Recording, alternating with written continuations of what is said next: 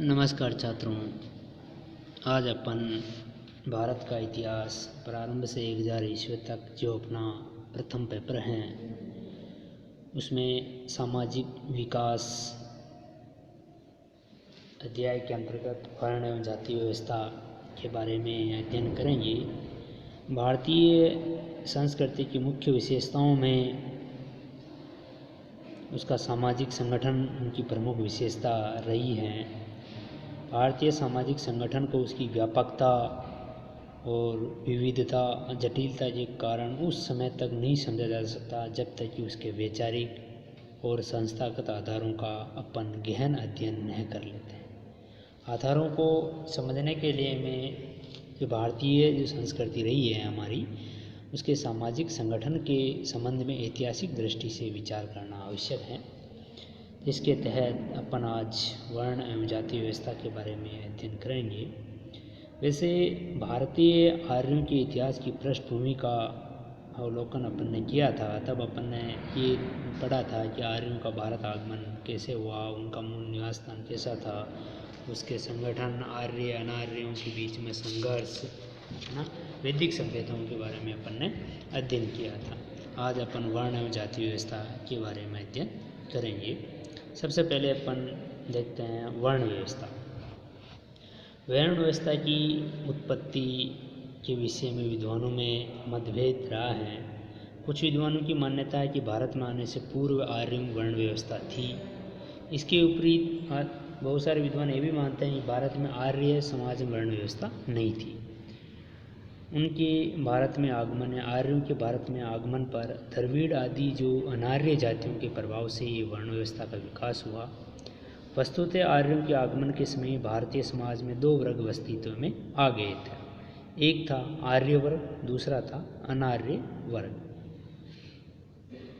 कुछ विद्वानों की मान्यता है कि वर्ण व्यवस्था की उत्पत्ति ऋग्वेदिक काल में हो चुकी थी। इसके विपरीत कुछ अन्य विद्वान ये भी मानते हैं कि वर्ण व्यवस्था का उदय और इसका विकास उत्तर वैदिक काल में हुआ।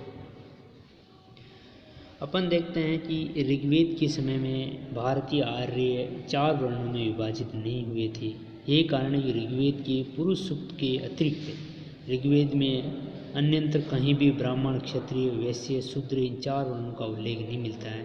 केवल जो पुरुष ऋग्वेद का जो पुरुष सूक्त हैं उसी में ही इन 4 वर्णों का उल्लेख मिलता है। भारत में आने के पूर्व आर्य समाज को शाहिदी वर्ण व्यवस्था की आवश्यकता पड़ी हो, क्योंकि प्रत्येक आर्य व्यक्तिगत रूप से देवताओं की उपासना एवं यज्ञ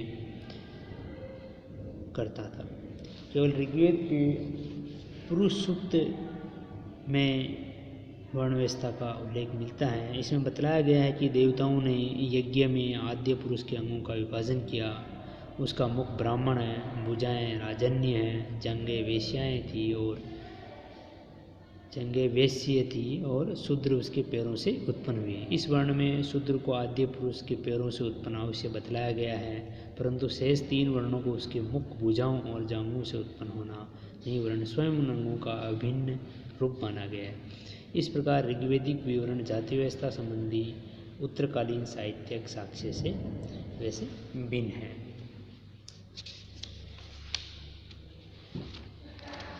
अब हम देखते हैं जाति व्यवस्था।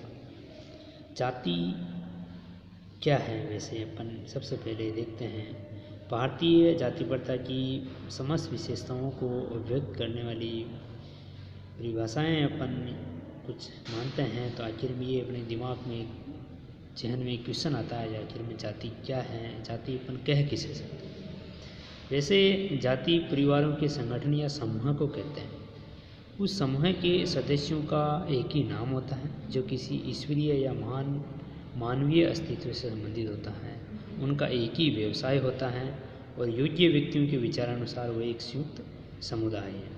वैसे भारतीय विद्वान R.N. मुखर्जी ने जाति की जो परिभाषा दी है वो ये है कि जाति जन्म पर आधारित सामाजिक संस्कार और वर्ग विभाजन की वह गतिशील व्यवस्था है जो आवागमन, खान पान, विवाह, व्यवसाय, सामाजिक सहवास के संबंध में अपने सदस्यों पर नियम एवं प्रतिबंध लागू करती है।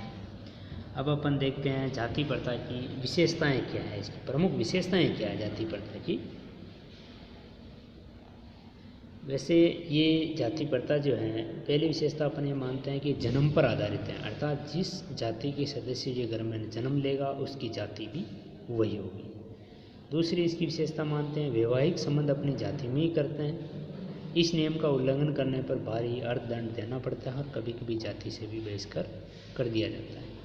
तीसरी विशेषता है प्राचीन काल में प्रत्येक जाति का प्राय पैतृक व्यवसाय होता था, किंतु आधुनिक काल में इस विशेषता का लोप हो गया है। चौथी विशेषता है इस व्यवस्था के अंतर्गत खान पान पर कठोर नियंत्रण रहता है।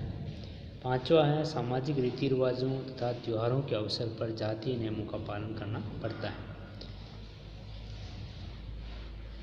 अब अपन देखते हैं आखिर में इस जाति प्रथा की उत्पत्ति हुई कैसे, कब हुई, कैसे हुई। वैसे इसका स्टिक आंसर देना तो मुश्किल है, फिर भी आर्यों के आगमन के बाद समाज में दो वर्ग तो हो ही गए थे, एक तो आर्य वर्ग, दूसरा अनार्य वर्ग। फिर कर्म के आधार पर 4 वर्ण बन गए, ब्राह्मण, क्षत्रिय, वैश्य और शूद्र।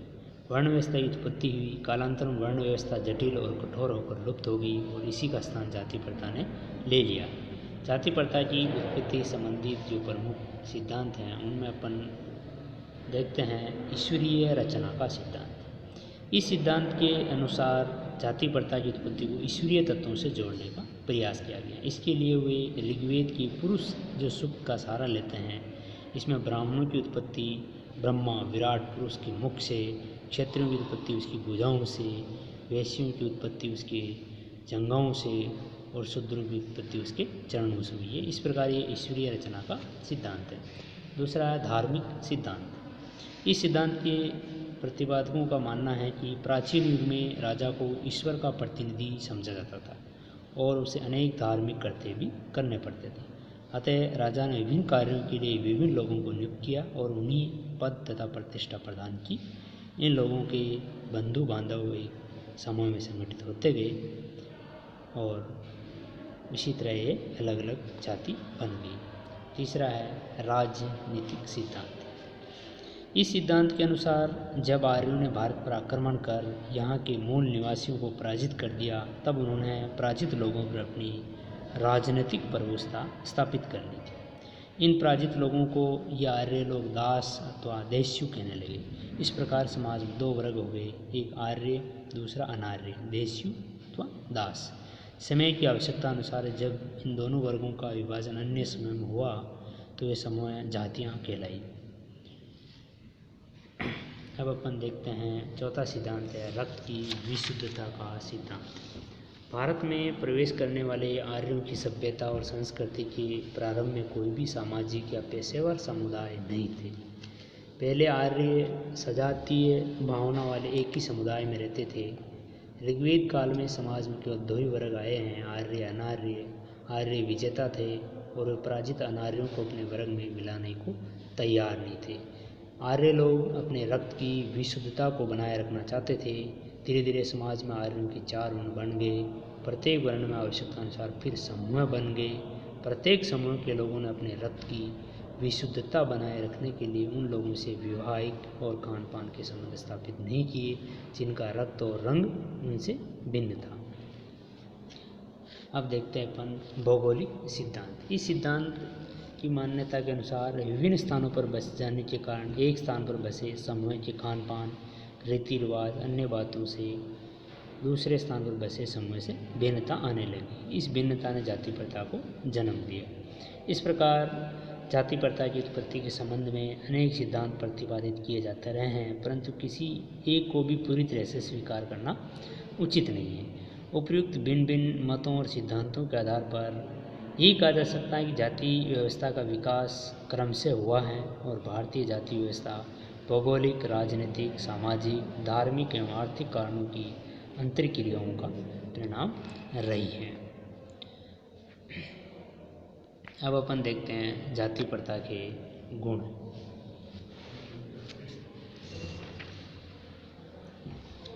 विश्व की प्रत्येक संस्थाओं में गुण दोष ढूंढे जाते हैं। जाति व्यवस्था भी इसका अपवाद नहीं है। जाति व्यवस्था में गुण और दोष दोनों विद्यमान हैं। जाति व्यवस्था के प्रमुख गुण क्या हैं ये अपन देखते हैं। तो अपन मानते हैं कि सह अस्तित्व की भावना, जाति व्यवस्था में सह अस्तित्व की भावना पाई जाती है। ऐसा माना जाने लगा है कि किसी भी कबीला या जाति को, चाहे वो संस्कृति में कितने ही निम्नतर हो, समाज के जीवित अविवेक संगठन में विनिष्ट होने के योग्य नहीं है। दूसरा जाति प्रथा का गुण है व्यावसायिक दक्षता। जाति व्यवस्था के अंदर अपने समाज का समस्त कार्य वंशानुगत रूप से बटा हुआ था।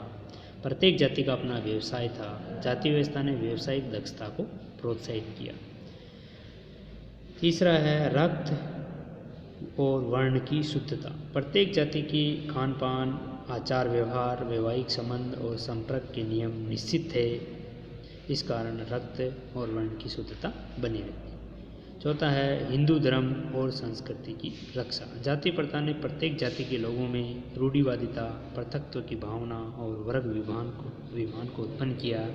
परिणाम स्वरूप जातीय नियमों, दंड विधानों में कठोरता आई, जिसने विदेशियों के आक्रमण और हस्तक्षेप के विरुद्ध किलेबंदी का काम किया। अब देखते हैं जाति प्रथा के दोष। यद्यपि जाति व्यवस्था में अनेक गुण थे, तथापि इस व्यवस्था में अनेक दोष भी उत्पन्न हैं। इसमें अपन सबसे प्रमुख दोष ये देखते हैं संकीर्णता की भावना। जाति प्रथा ने भारतीय समाज को सैकड़ों वंश, परंपरागत जातियों और उपजातियों में विभाजित कर दिया, जिससे वर्ग अभिमान और पृथकत्व की भावना उत्पन्न हुई और दृष्टिकोण संकीर्ण होता गया, जिससे उसकी एकता, शक्ति, संगठन की भावनाएं नष्ट हो गई। जाति प्रथा का दूसरा दोष अपन देखते हैं पारस्परिक फूट। जातियों में आपसी पारस्परिक फूट पाई जाती है। विभिन्न जातियों एवं उपजातियों के विस्तार के कारण उनमें परस्पर ऊंच नीच की भावनाएं प्रबल होने लगी, जिससे समाज में फूट के बीज अंकुरित होने लगे। विविध जातियों की परस्पर ईर्ष्या, द्वेष, संघर्ष ने समाज को इतने अधिक प्रतिद्वंदी समूहों में विभाजित कर दिया कि वे विदेशियों के आक्रमणों और राष्ट्रीय संकट के अवसर पर आपस में संगठित नहीं हो सके। इससे राष्ट्र का विकास रुक गया और भारतीयों की राजनीतिक एकता खतरे में पड़ गई। दूसरा देखते हैं जाति प्रथा का दोष है युद्ध का दायित्व। जाति व्यवस्था में युद्ध का जो दायित्व है वह क्षत्रियों के ऊपर है। देश की रक्षा का भार क्षत्रियों पर होने के कारण साधारण जनता आक्रमण के समय प्राय निष्प्राय रहती थी, यानी कि उनको आक्रमण के समय में लड़ने का कोई उनका उद्देश्य था ही। इसका मुख्य कारण था कि जाति व्यवस्था के अंतर्गत केवल क्षत्रियों के अलावा अन्य लोगों को अस्त्र शस्त्र संचालन या युद्ध कला की शिक्षा ही नहीं दी जाती थी। क्षत्रियों को ही, जो जनता का केवल एक समुदाय था, युद्ध के प्रभाव को झेलना पड़ता था। जाति प्रथा का और दोष है अस्पृश्यता अर्थात छुआछूत। जाति व्यवस्था का सबसे बड़ा कलंक है। उच्च स्वर्ण लोग निम्न जाति के लोगों से घृणा करते हैं, उनके स्पष्ट को सहन नहीं करते। इससे समाज के बहुसंख्यक लोगों को पतन की ओर धकेल दिया जाता है। अस्पृश्यता एक ऐसा दुर्गुण है जो हिंदू समाज की शक्ति रस को सोख रहा है। जब तक अस्पृश्यता के रूप में सामाजिक अत्याचार व निरंकुशता का अस्तित्व है, राजनीतिक स्वतंत्रता का कोई महत्व नहीं रह जाता।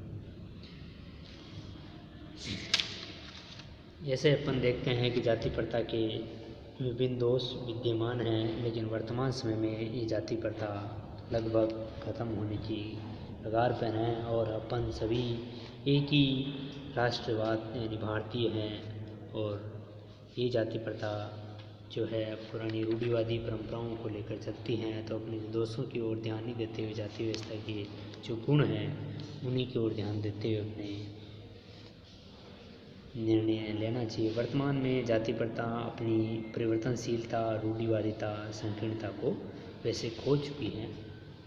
तो छात्रों, आज अपन ने जाति और वर्ण व्यवस्था के बारे में अध्ययन किया है।